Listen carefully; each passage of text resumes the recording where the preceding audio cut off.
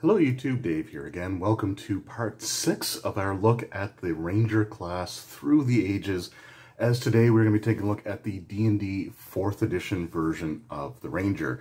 Now 4th edition is a very unique version of the D&D game. I'm not going to go into a lot of the details in this video as to what really makes it different from what we're used to with, say, 5th edition or even back with 3rd edition.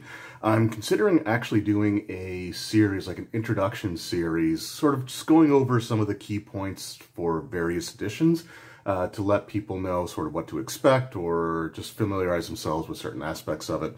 And 4th edition, I think, would be a perfect video or perfect version of the game to start that kind of series with. But if you watched my Bard video for the 4th edition Bard, I did go into a lot of the details there. So I'm not going to repeat it too much here. There may be certain situations where I might bring something up just to provide context when we're talking about like an actual ability, but I'm not going to go too deep into the differences in 4th edition in this video. So let's just dive right in, shall we? This is the 4th edition Player's Handbook, and the Ranger class is found on page 103. Okay, so here we have the Ranger class. So the role of the class is that of a striker. 4th edition does design the classes to fill specific roles in combat, and with the striker it says you concentrate on either ranged attacks or two-weapon melee fighting to deal a lot of damage to one enemy at a time. Your attacks rely on speed and mobility since you prefer to use hit-and-run tactics whenever possible. Their power source is martial, they're martial characters, their key attributes are strength, dexterity, and wisdom. Their arm proficiencies are cloth armor, hide, and leather armor, and those are essentially categories with some varying types of armor contained inside of them. For weapon proficiencies, they are trained in simple melee, military melee, and then simple ranged and military range weapons. For defenses, they gain a +1 bonus to fortitude and reflex defenses. For hit points, they start at first level with 12 plus their constitution score, and then gain an additional 5 hit points every level thereafter. A little bit different, again, from the fighter or the paladin. And what's interesting, again, this is 4th edition. 3.5 was the one that came out prior to this. And with 3.5, the Rangers' saving throws, their good saving throws were fortitude and reflex, and here they actually get bonuses to those defenses, and they had d8s for hit dice as opposed to d10s like the Ranger and the fighter had.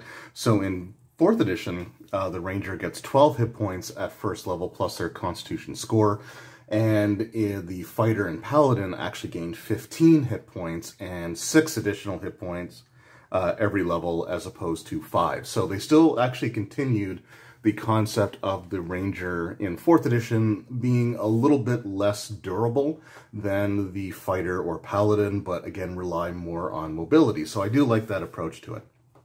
For trained skills, they are automatically trained in either dungeoneering or nature, so you get that as a free trained skill.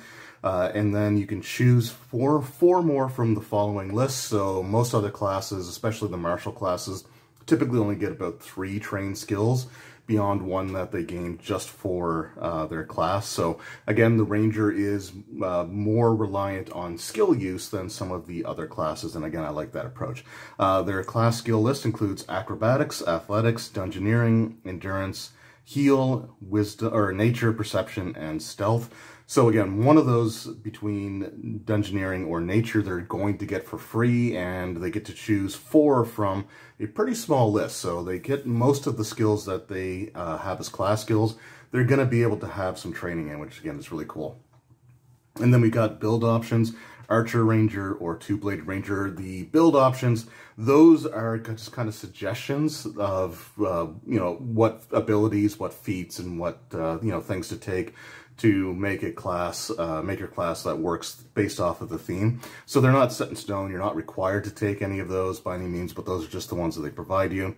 And then for class features, they get the fighting style, Hunter's Quarry, and Prime Shot. So those are all things that they gain at first level. So let's take a look at what we have here. So again, these are the two different suggestions for builds, but you're not required to take those exact abilities. They're just sort of ideas of, you know, what you may want to take if this is the style of ranger that you want to play. For class features, we do have their fighting style. So we do have archery or two-bladed fighting.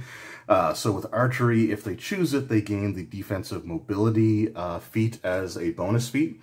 And what that does is it gives them I think it's a +2 bonus on armor class against any opportunity attacks. So because using ranged weapons in close combat can provoke opportunity attacks in 4th edition, or just a lot of movement abilities may trigger attacks of opportunity, the archery style actually gives you a bonus to your armor class against those. So you're sort of, you're better suited to stand up to those, which I think is kind of cool. If you take two-blade fighting style, you can actually wield 2 one-handed weapons as if the secondary one, the offhand one, had the offhand trait. Ordinarily in 4th edition, if you're wielding 2 weapons, one of them has to have the offhand trait.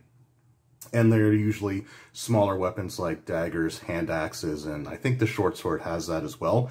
But if you're a ranger and you're fighting with 2 weapons, you can actually wield things like 2 long swords or 2 scimitars, and be able to actually just do your 2-weapon fighting perfectly fine.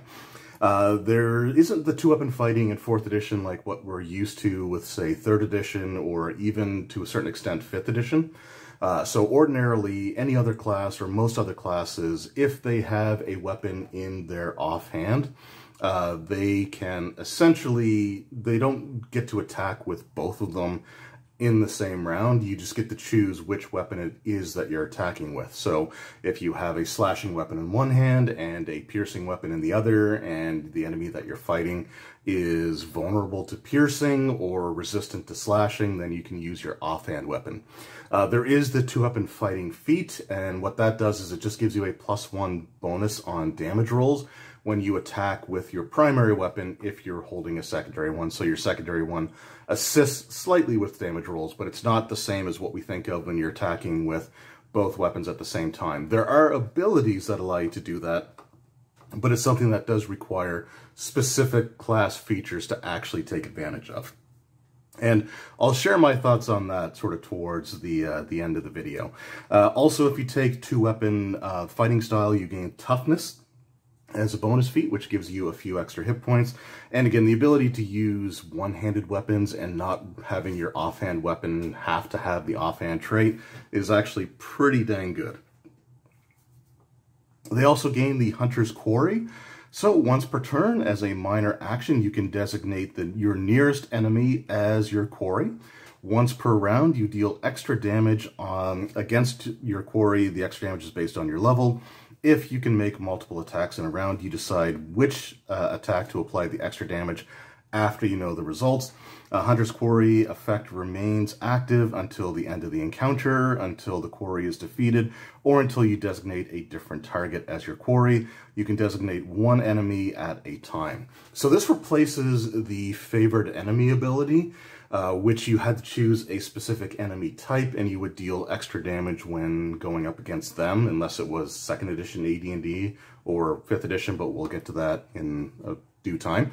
So this actually replaces that with the ability to just choose a singular target and you get to deal extra damage. So during the heroic tier, which is levels 1 through 10, you deal an extra d6 damage. At the Paragon tier, which is levels 11 through 20, you deal an extra 2d6, and when you reach the epic tier, you're dealing an additional 3d6 damage. So it's an ability that you're going to get to use every combat, and it's something that you're going to be able to use essentially against almost everyone that you attack, or at least the first target that you usually go after in combat. So it's a pretty good ability. As far as the dice are concerned, they're a little bit less than, say, the Rogue Sneak Attack, but the Rogue Sneak Attack is a bit more conditional, whereas with the Hunter's Quarry, it's just something that you can do. You also get the Prime Shot ability. So if none of your allies are closer to your target than you are, you receive an extra +1 bonus on ranged attack rolls against that target, and that's something that you just simply get regardless of what your fighting style is. So I kind of like the fact that the class is good at both archery and two-weapon fighting.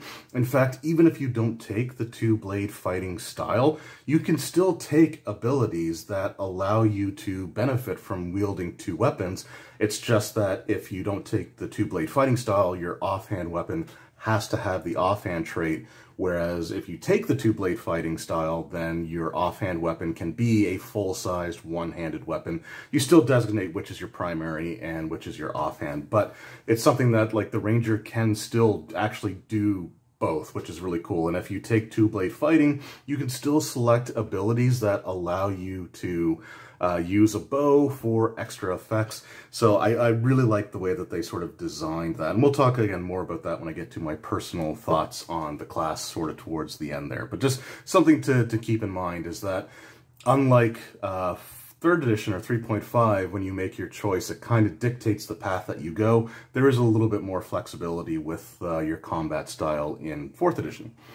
All right, so I'm not going to go through all of the class abilities or the attacks or exploits, as they're referred to, for the Ranger class, because there's a lot of them, and it would be sort of the equivalent of just reading through like every spell description for a character. But we will take a look at their first level stuff, and as we flip through to get to their Paragon Paths, we will, if there's some that stand out, I will take a look at some of those as well. So for first level, at-will exploits. So again, at will, you can use those an unlimited number of times per day, and there's no cooldown in between uses. The first one that they have here is actually, I kind of like this ability. It's called Careful Attack, and this is one that can be used with either a melee or ranged weapons. So the requirement, you must be wielding 2 melee weapons or a ranged weapon. So again, 2-weapon fighting or a ranged one. It doesn't require the specific fighting style, just requires that you're holding 2 weapons or a ranged weapon. And it's a targeted against 1 creature. The attack roll is your strength bonus +2 against the armor class of the target for the melee option, or dexterity +2 versus armor class for the ranged one. So it actually gives you an additional +2 on top of your proficiency bonus for the weapon, which each weapon grants their own proficiency bonus, and your attribute modifier, so you actually have a more consistent attack here. The trade-off is that when you hit, you only deal 1 weapon die for damage. You don't get to add your strength or dexterity modifier. So you trade your attribute modifier's damage for a more consistent chance to hit with the attack. So that's an ability that I kind of like. In the D&D board games, there's a ranger that has the Careful Attack, and they just automatically hit. So I'm kind of partial to that ability because I loved the way that the ranger worked in the board games. But yeah, still, it's really cool. And once you reach 21st level, which is you get into epic levels, it doubles the dice for 2-weapon dice for your attack. So if you're dealing a D8, once you reach 21st level, it would be 2d8. Then you have Hit and Run, so this requires melee weapons. And each ability also has like a little bit of flavor text, which is cool. I'm not going to read them all, but there are a couple that I do want to kind of focus on because it does provide a nice, neat little like narrative thing that you can read out or use as an idea of what the attack might look like. So with Hit and Run, it says, let the fighter stand toe-to-toe with the monster you prefer to make your attack and withdraw to safer ground.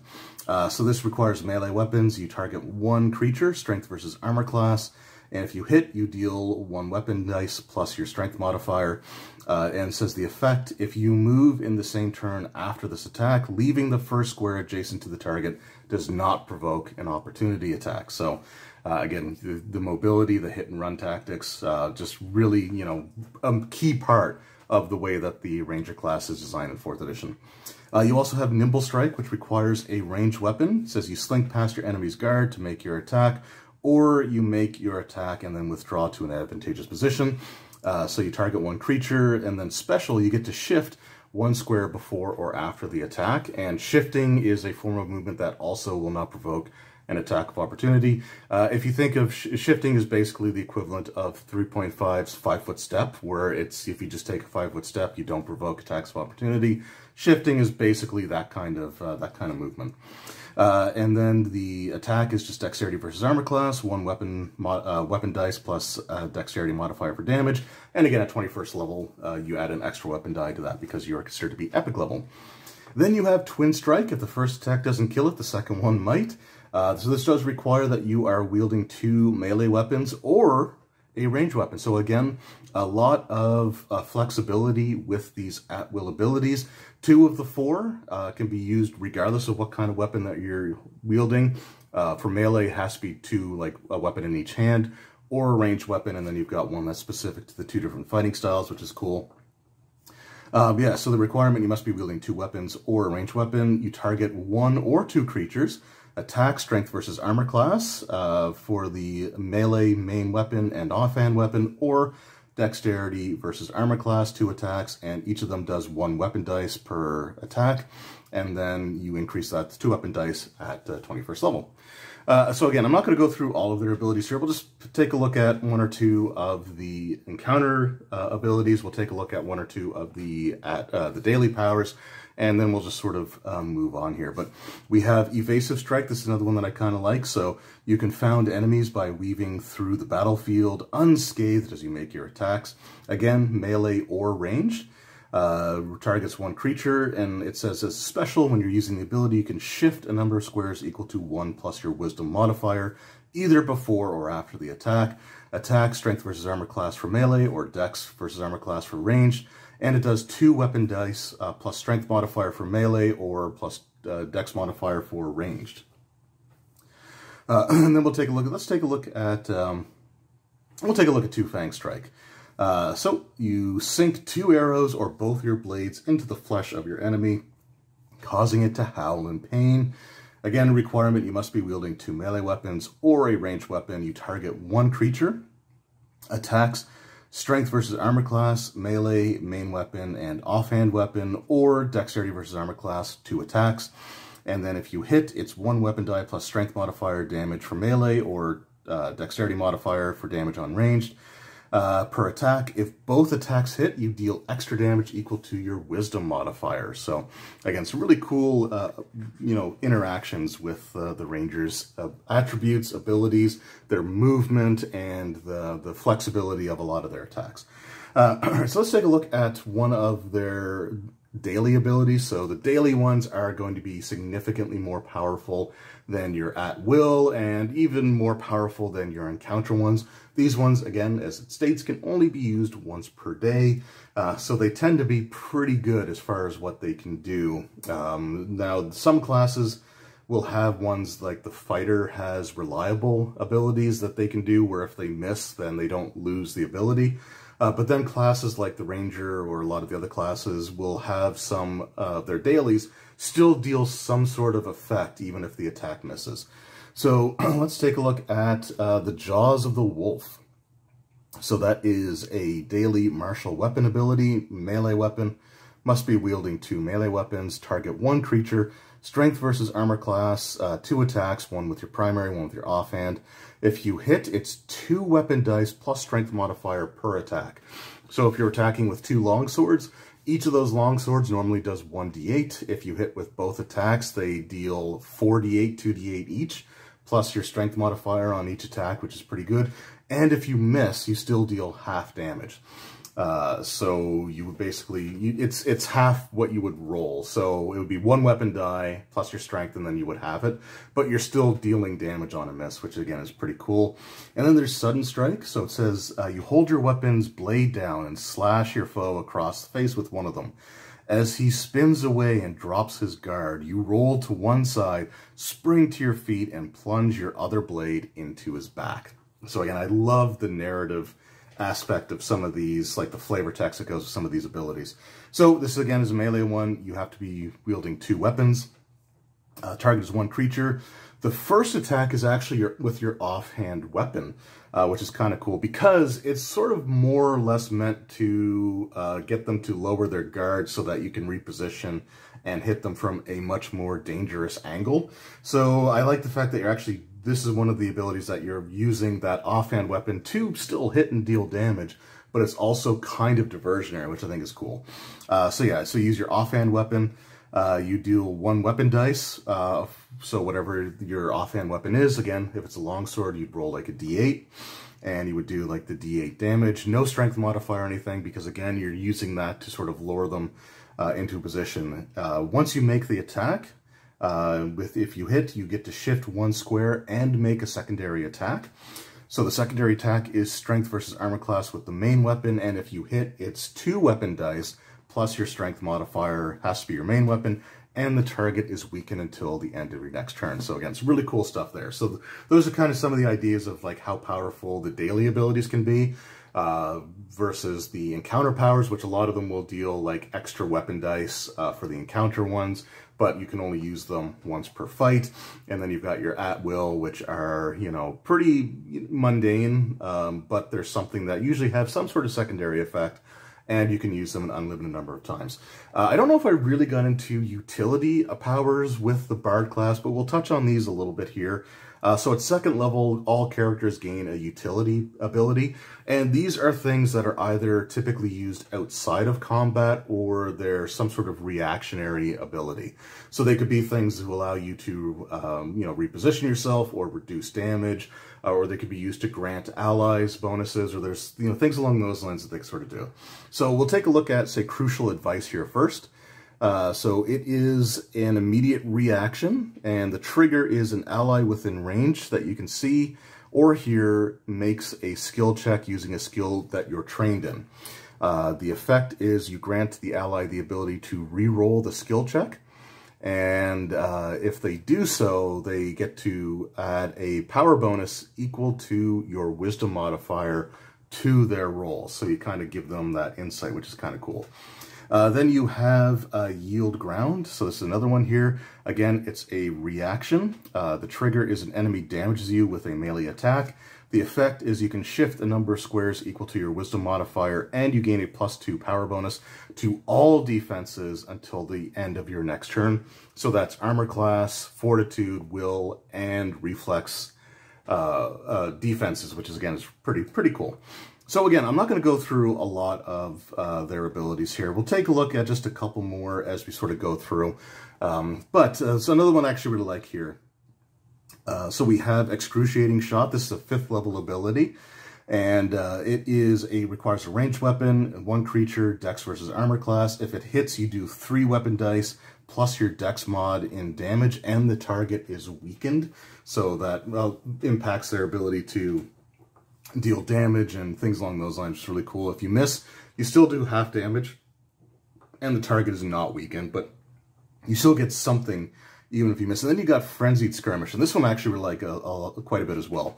So it is a melee-based ability, so you have to be wielding 2 weapons. It's 1 or 2 creatures.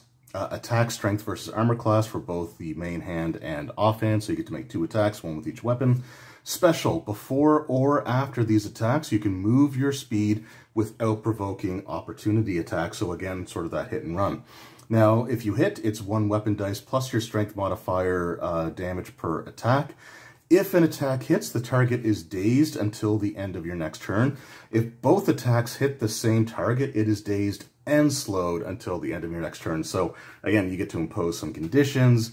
Just, again, really cool abilities. I really like the way they sort of designed the Ranger class here with in 4th edition. Another ability that I like is Spray of Arrow. So this is a Close Blast 3. Think of a Close Blast 3 as sort of like a cone, like Burning Hands, so sort of a 15-foot cone. It's that same kind of idea. It is close, which means that the person using the ability has to be adjacent to the area of effect. So again, like a cone is the easiest way to sort of look at it, but it is square instead of it being sort of, again, like the cone shape. So it's much easier to actually determine who's in the area and who's not.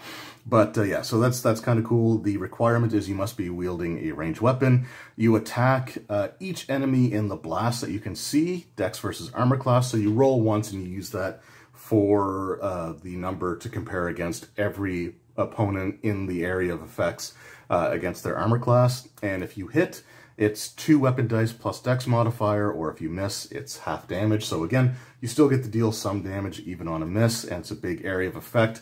that you can do sort of with the, it kind of reminds me a little bit of like Hail of Arrows, like that kind of ability. So again, some cool stuff there.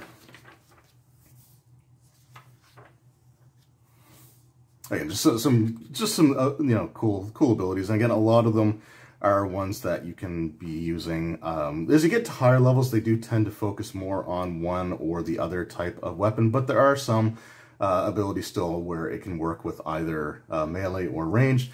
But again, it's just some really cool stuff here that you get. But we want to talk about the Paragon Paths now. So Paragon Paths, they're similar to like class archetypes from 5th edition, or similar in concept to prestige classes from 3.5, except these are designed very specifically for the individual class. So unlike a prestige class, which you usually have to multi-class to qualify for, and any class, any character could technically take it. This is more like what would become archetypes in 5th edition, where they're designed specifically for that class. So if you think of things like the Assassin for the Rogue in 5th edition, or the Battle Master or Champion for the Fighter, for example, those are like the class archetypes, and they're the next evolution, I guess, of the Paragon Paths.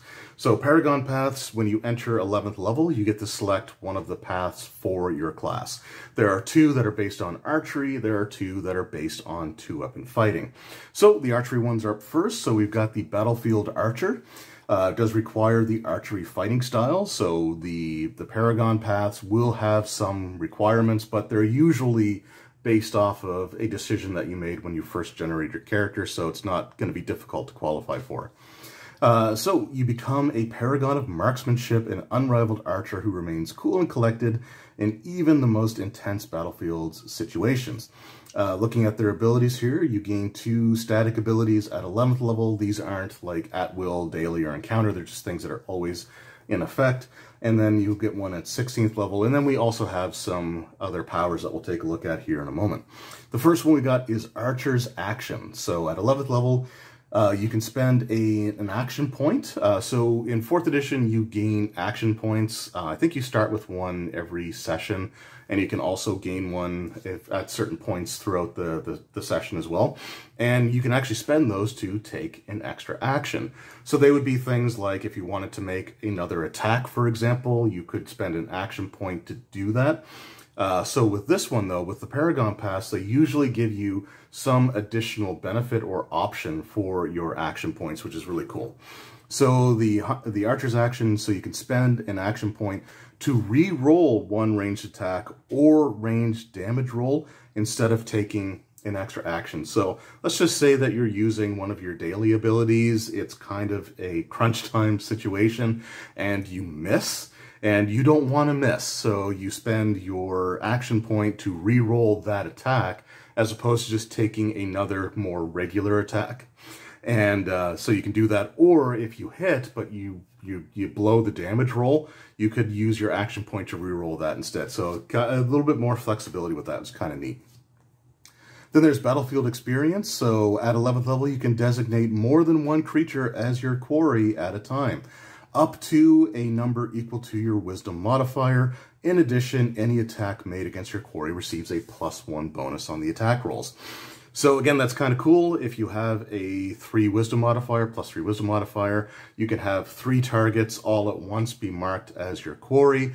And that's great, especially if you have abilities or like, you know, things that let you target 1 or more creatures with an attack.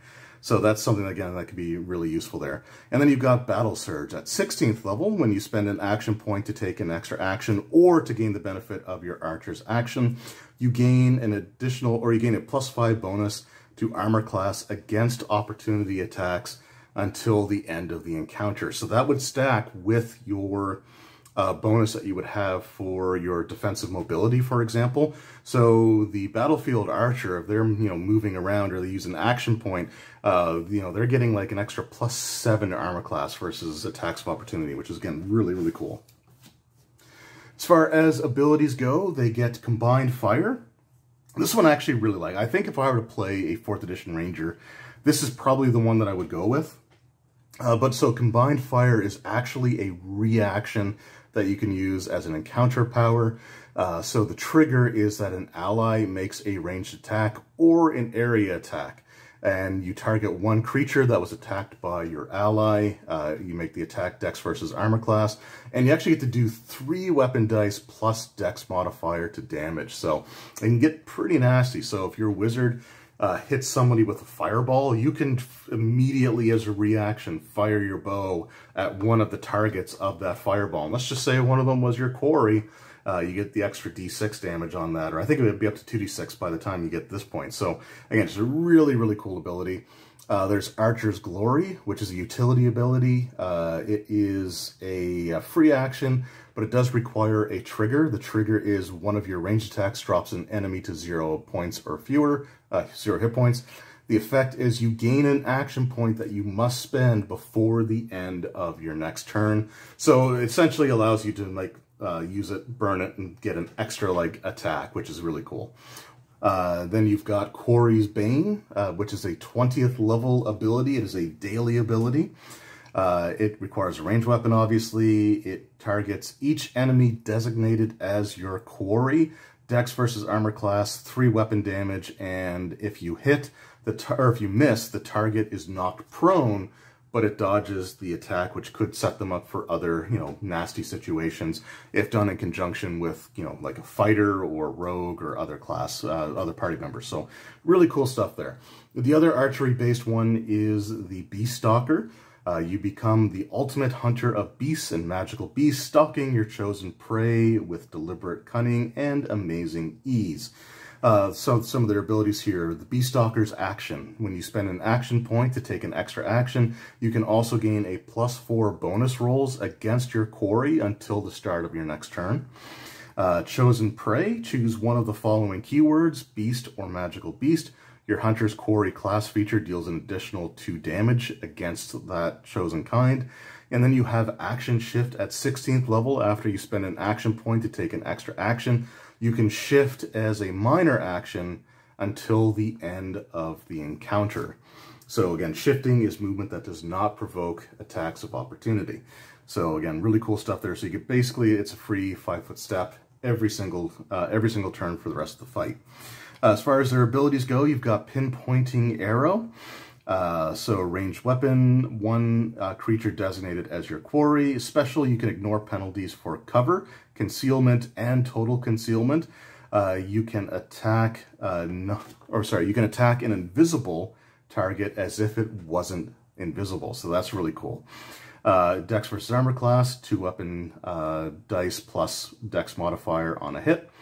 You get Hunter's Grace, which is a daily utility ability. So it is, the effect is you make a stealth check and use that as your initiative check result. If you get the first turn in the encounter, you can shift up to your speed as a free action before taking any other actions. And then you've got your 20th level ability, Beast Stalker's Target. 1 creature, Dex versus Armor class, 4 weapon dice plus Dex modifier on a hit.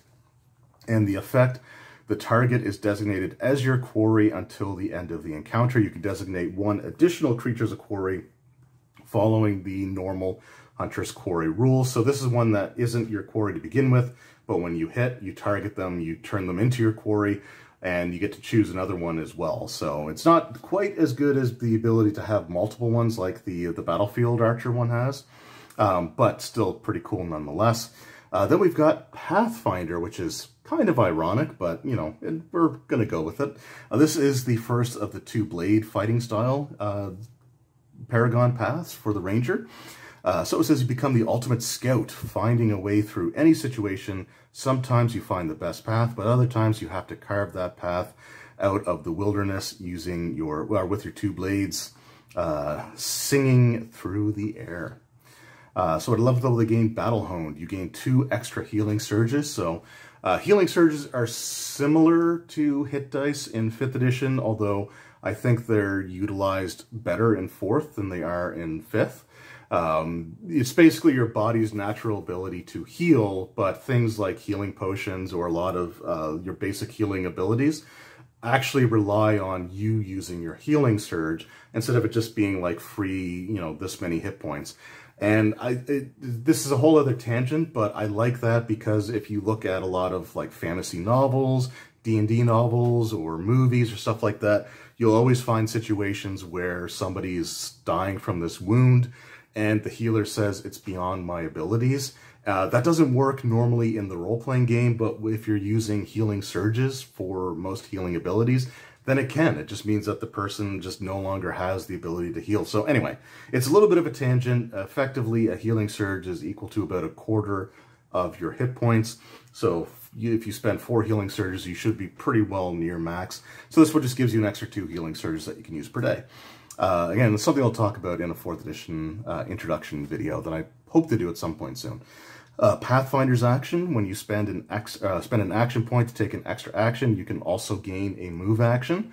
So you can move up your speed, make an attack, spend an action point to make another attack, and also move up to your speed. So again, that kind of like hit and run, movement-based stuff. Really cool stuff there. And then you got Cruel Recovery. At 16th level, when you hit an enemy and it takes damage from your Hunter's Quarry, you gain temporary hit points equal to the amount of damage you dealt from the Hunter's Quarry, plus your Wisdom modifier.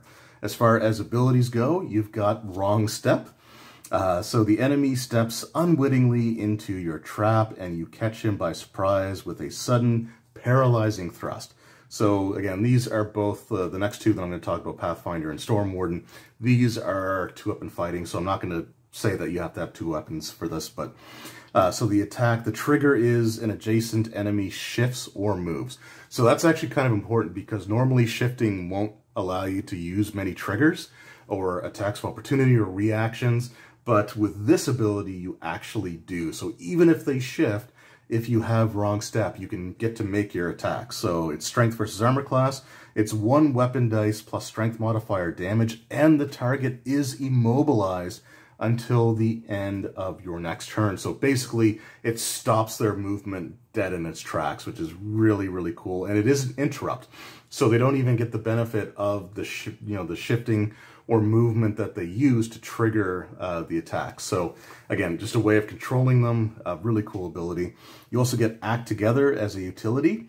It is an immediate reaction. It is a daily ability. The trigger is an ally spends an action point to take an extra action, and the effect is you gain an action point that you must spend before the end of your next turn. So again, somebody in your party uses an action point, you could say, you know what, that sounds like a good idea, and then get one that you can use before the end of your next turn. So awesome stuff there.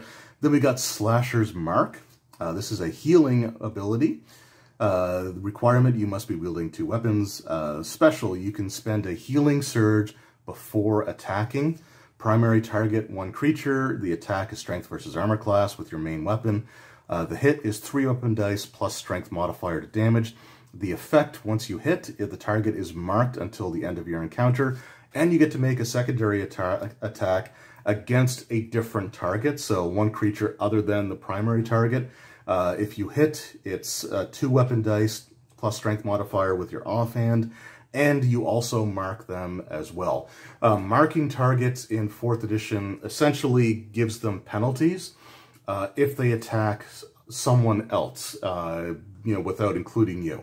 So if you mark somebody and they go and attack like the rogue or, the paladin or the mage or whatever that's in your group, they'll actually suffer a penalty because they're marked by you. If they attack you, either directly or as part of like an area effect, then they get to make their rolls normally. So again, it's just sort of a way of sort of controlling them to make, to use like an MMO term or a computer game term.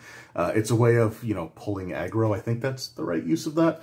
But yeah, it's just a way of basically meaning that, if they go to attack somebody else, they're going to have penalties. So it's sort of, again, a battlefield control kind of thing. And then we got Storm Warden. So Storm Wardens, your role as Warden and Defender of the Wild takes on new heights as you learn the ancient ways of the Storm Wardens of the Feywild. These techniques turn your whirling blades into a storm of destruction that rains down punishing blows on your enemies. With each slash of your weapon, the wind howls with anticipation of the coming storm. Storm Warden path features, so at 11th level they get Blade Storm. as long as you are armed with a melee weapon and are capable of making opportunity attacks, so you can't be dazed or otherwise have a condition that prevents you from using your reactions. So as long as you have a weapon in hand and you can make an opportunity attack, one adjacent enemy of your choice takes damage equal to your dex modifier at the end of your turn. So it's just free damage, basically, just because they're there, kind of thing. So that's really cool. You get the Storm Step action. When you spend an action point to take an extra action, you can teleport 3 squares or up to 15 feet away, either before or after you use the extra action. And then at 16th level, you have the Twin Blade Storm. As long as you are armed with a melee weapon and are capable of making opportunity attacks, 2 adjacent enemies of your choice take lightning damage equal to your dex modifier at the end of each of your turns, or at the end of your turn. Just an upgrade of the Blade Storm, but again, really, really cool. If enemies close in on you, then they're basically going to be taking damage just because they're next to you. Really cool ability. Storm Warden exploits, clearing the ground. I like this one quite a bit. So this is an encounter ability. It is a Close Burst 1. So Close Burst 1, basically you are in the middle of it and it goes 5 feet in every direction around you, or if you're using a grid, it's every square directly surrounding you. And you must be wielding 2 melee weapons. The attack targets each enemy in the burst that you can see. You make 1 attack roll, strength versus armor class. Use that result to compare it against the armor class of everybody in the area of effect. If you hit, you do 1 weapon dice plus your strength modifier, and you push the target 1 square. So push means they go directly away from you. So it's a way of just kind of, if you're surrounded, you can use this ability. You can attack everyone and push them away from you, which is kind of cool. Then you have Throw Caution to the Wind as a 12th level utility ability. Again, it's encounter. It's a minor action, and the effect is you take a -2 penalty to all defenses, but gain a +2 bonus on attack rolls. So you get -2 to armor class, fortitude, reflex, and will defenses, but you gain a +2 bonus to attack rolls. It's kind of like a reckless attack kind of idea that certain classes have in, like, I think the 5th edition Barbarian has an ability kind of like that. So again, cool stuff there. And then you got Cold Steel Hurricane, 20th level, again, Close Burst 1.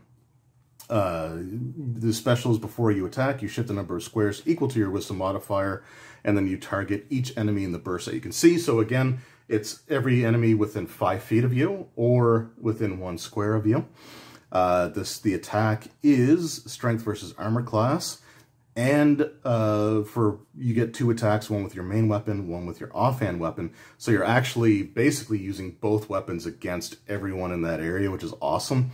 The effect is 1 weapon dice plus strength modifier per attack. And then the secondary effect is you regain your second wind if you have already used it during the encounter. And second wind, if I recall correctly, I think it's just something that allows you to take an extra action or you heal. Let me just see if I can find that. Hey everyone, Dave from the slightly into the future from the point of the video that you were just watching. I really wanted to go back and look up what Second Wind did because I knew I had it wrong when I was doing the video. I just couldn't find it easily and didn't want to spend a whole lot of time looking for it. But after I finished recording, I found it in the index at the end of the book. So basically, here's what it is. So it's a standard action that you can use. It is typically only available to player characters.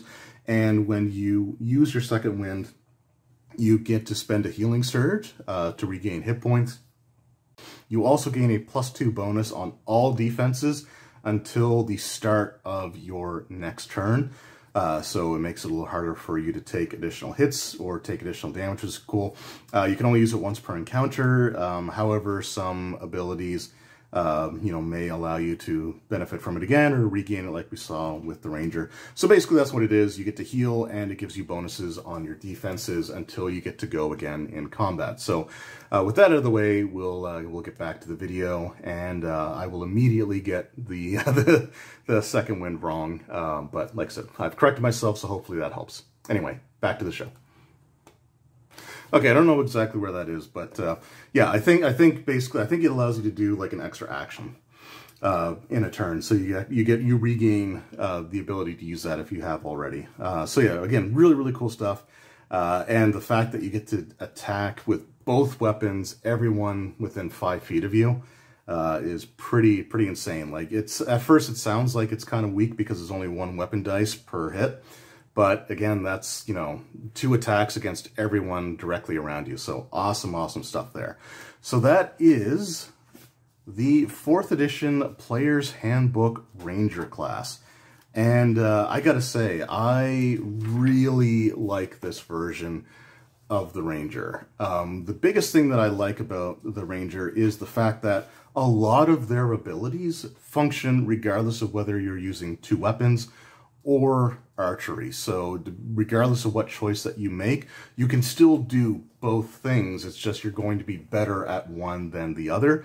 And a lot, especially early on, a lot of your like key abilities that you're going to be using frequently throughout the campaign work either way. So there's a lot of flexibility as far as that's concerned. It does become more focused with one or the other as you get into your higher level abilities.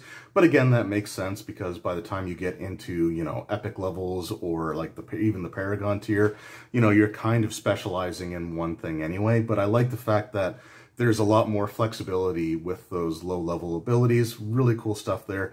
I like Hunter's Quarry. You know, there are things that have replaced or made changes to favorite enemy over the years. And, you know, I like the way that Hunter's Quarry works. It's basically, you know, you get extra damage that you can do every turn pretty reliably. And the, you know, the one caveat is that, you know, you have to target the closest enemy to you. Even if you could target multiple creatures as your quarry with like the battlefield archer, they still have to be like the closest ones to you. So there is some limitations on how you can use the ability, so it's a little bit more difficult to abuse unless you start moving strategically, which the class is sort of built around.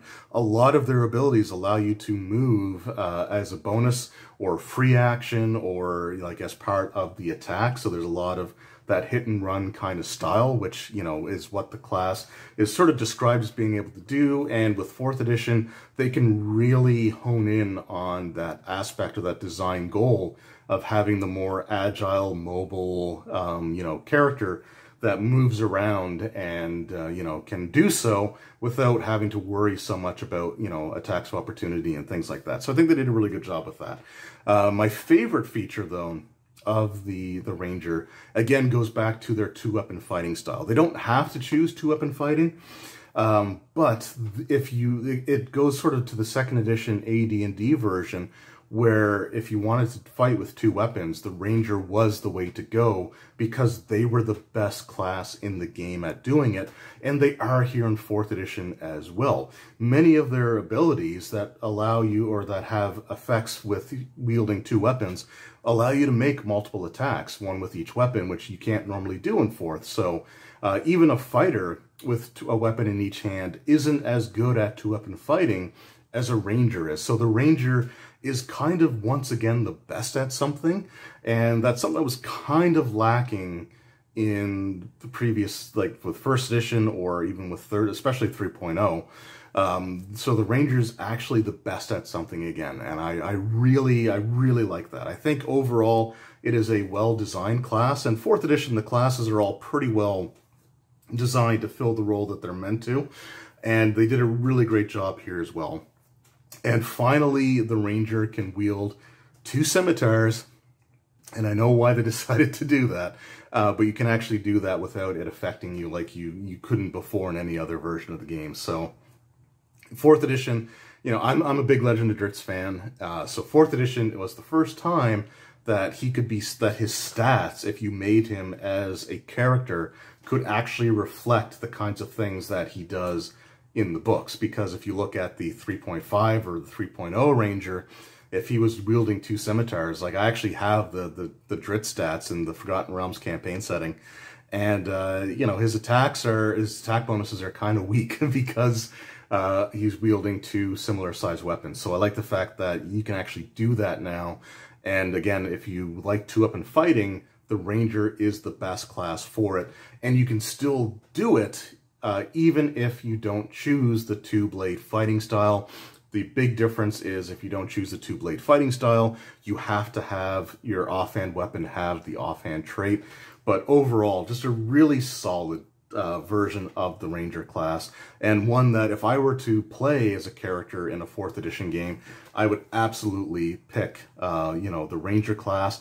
I would probably choose the archery style because I like doing archery-based characters, but I also love the fact that I can fall back on doing 2-weapon fighting if I needed to as well. So I think overall a very good version of the class. It follows logically from the 3.5 Ranger, so it's still a little bit less hardy than the Fighter or Paladin. As far as like health and hit points go, you still get the benefit of having slightly better fortitude and reflex defenses like they would have had for saving throws in 3.5. So it's a really good evolution of the 3.5 Ranger and a very solid class all around. So that was my look at the 4th edition Player's Handbook version of the Rangers class. And I do specify the Player's Handbook because we're not quite done with 4th edition yet. So hopefully you come back for the next installment in this series when we take a look at the redesigned Ranger class from the D&D Essentials book, Heroes of the Forgotten Kingdoms. So yeah, I'm looking forward to that one. Let me know in the comments below, what are your thoughts on the 4th edition Ranger? Did you ever play one back in the day? Are you interested in playing one now?